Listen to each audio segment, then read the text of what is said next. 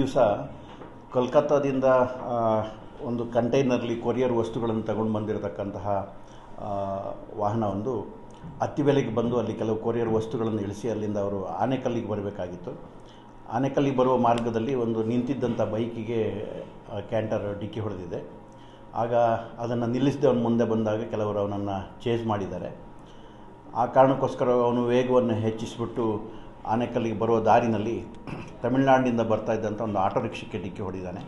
ಅದರಲ್ಲಿ ಸುಮಾರು 5 ಜನ ಪ್ರಯಾಣಿಕರಿದ್ದರು. ಅದರಲ್ಲಿ ನಿರುಷಾ ಅಂತ ಹೇಳುವಂತಹ ಒಬ್ಬ ಮಹಿಳೆಗೆ ಸ್ವಲ್ಪ ಗಂಭೀರ ಸ್ವರೂಪವಾದಂಥ ಗಾಯಗಳಾಗಿದ್ದಾವೆ ಮತ್ತು ಉಳಿದಂಥ 4 ಜನರಿಗೂ ಕೂಡ ಸಣ್ಣ ಪುಟ್ಟ ಗಾಯಗಳಾಗಿದ್ದಾವೆ.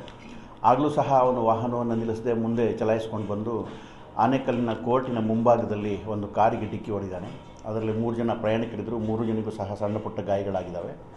ಅಲ್ಲಿಗೂ ಸಹ ಆತ ವಾಹನವನ್ನು ನಿಲ್ಲಿಸದೆ ಚಂದಾಪುರ ಕಡೆಗೆ ವಾಹನವನ್ನು ಟರ್ನ್ ಮಾಡಿದ್ದಾನೆ. ಟರ್ನ್ ಮಾಡಿ ಚಂದಾಪುರದ ಕಡೆಗೆ ಬರುವ ವೇರ್ಗೆ 3 ಕಾರುಗಳಿಗೆ ಡಿಕ್ಕಿ ಹೊಡೆದಿದ್ದಾನೆ. ಬಟ್ ಅಲ್ಲಿ ಯಾರಿಗೂ ಇಂಜುರೀಸ್ ಆಗಿಲ್ಲ, ಸಣ್ಣ ಪುಟ್ಟ ಗಾಯಗಳಾಗಿದ್ದಾವೆ.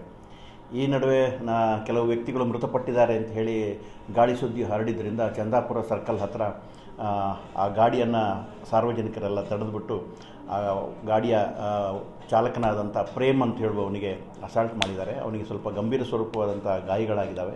ಅವನನ್ನು ಇಲ್ಲೇ ಬೆಸ್ಟ್ ಆಸ್ಪತ್ರೆಗೆ ಸೇರಿಸಲಾಗಿದೆ. ಮತ್ತು ಉದ್ರಿಕ್ತಗೊಂಡಂತಹ ಜನ ಗಾಡಿಗೆ ಬೆಂಕಿ ಹಚ್ಚುವಂಥದ್ದೊಂದು ಪ್ರಯತ್ನ ಮಾಡಿದ್ದಾರೆ. ಬಟ್ ಅದನ್ನು ಪೊಲೀಸರು ಮತ್ತು ಉಳಿದಂಥ ಸಾರ್ವಜನಿಕರೆಲ್ಲ ಸೇರಿ ಅದನ್ನು ವಿಫಲಗೊಳಿಸಿದ್ದಾರೆ. ಇದುವರೆಗೆ ಯಾರೂ ಇದರಲ್ಲಿ ಮೃತಪಟ್ಟಿಲ್ಲ. ಒಂದು 2 ಮಾತ್ರ ಗಂಭೀರ ಸ್ವರೂಪವಾದಂಥ ಗಾಯಗಳಾಗಿದ್ದಾವೆ ಅಷ್ಟೇ. ಅಂದರೆ ಈಗ ಡ್ರೈವರ್ ಸ್ಥಿತಿ ಹೇಗಿದೆ ಸರ್? ಮತ್ತು ಆ ಲೇಡೀಸ್ ಪರಿಸ್ಥಿತಿ? ಡ್ರೈವರು ಈಗ ಬೆಸ್ಟ್ ಆಸ್ಪತ್ರೆಯಲ್ಲಿ ದಾಖಲಾಗಿದ್ದಾರೆ. ವೈದ್ಯರು ಈಗಲೇ ಏನನ್ನು ಹೇಳುವ ಸಾಧ್ಯತೆ ಇಲ್ಲ ಅಂತ ಹೇಳಿದ್ದಾರೆ. ಅವರಿಗೆ ಟ್ರೀಟ್ಮೆಂಟ್ ನಡೀತಾ ಇದೆ. ಸ್ಕ್ಯಾನಿಂಗ್ ಮಾಡಿದರೆ ಟ್ರೀಟ್ಮೆಂಟ್ ನಡೀತಾ ಇದೆ. ಹೌದು, ಅವರು ಈಗ ಕ್ಲೀನರ್ನ ನಾವು ವಶಕ್ಕೆ ತಗೊಂಡಿದ್ದೀವಿ. ಕ್ಲೀನರ್ ಆತ ಹೇಳಿಕೆ ಕೊಟ್ಟಿರುವ ಪ್ರಕಾರ ಮಾರ್ಗ ಮಧ್ಯದಲ್ಲಿ ಇವರು ಒಂದು ಬಾರ್ನಲ್ಲಿ ಮದ್ಯಪಾನ ಮಾಡಿ ಆನಂತರ ಗಾಡಿ ಚಲಾಯಿಸಿದ್ದಾರೆ ಅಂತ ಹೇಳಿ ತಿಳಿದು ಬಂದಿದೆ. ಕ್ಲೀನರ್ ಹೆಸರು ಸರ್?